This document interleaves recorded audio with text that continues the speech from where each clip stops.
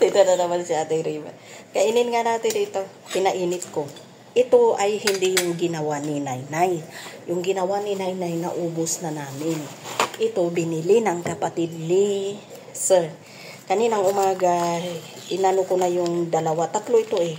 Dalawa, inano ko kay Sir. Binigay ko. 8-8 bayad nito guys. Ayan oh.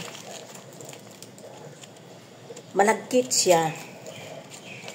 Ito yung tinatawag nilang may karni sa loob. Na himay-himay. Hindi na buo guys. Malagkit. Pinainit ko kasi. May lasa. Parang adobo. May ano siya. May nuts siya sa loob. May karni. May salted egg. May itlog na maalat. Masarap siya. 8 bayad nito. Tag 8. Mayroon siyang nuts guys. Yung nabibili na nabibili sa sa labas. Masarap to. Parang walnut ata. Parang walnut. Malagkit. Ayan.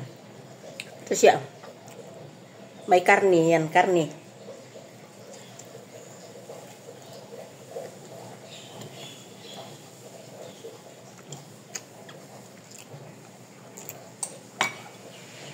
Tingnan natin.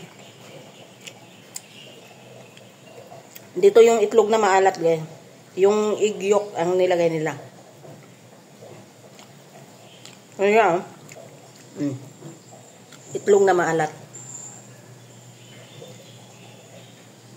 Mayroon din siyang shrimp na maliliit. Shrimp na maliliit.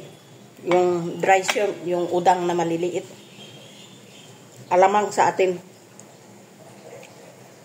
Mayroon siyang mushroom. Dry mushroom ayan siya. Dry mushroom. Masarap siya. Ayan. Egg yolk. Nagtratrabaho kasi ako guys. Nagutom ako kaya ito. Kakain. Salamat sa inyong suporta. Pinakita ko lang yung laman ng dumpling nila. Pinangbalot nila. Nagsaya sila ng pambalot. Apat na dahon. Para hindi lumabas yung ano niya. Tapos iluluto, ilalaga. Thank you sa inyong lahat. Pinakita ko lang siya. Para alam niyo. Maano rin sa loob. May mga karne yan. Oh. Yung pork belly. May taba-taba pa nga. Ilagay nila para masarap daw. Kainin ko na. Salamat sa inyong lahat. Sa inyong suporta. God bless.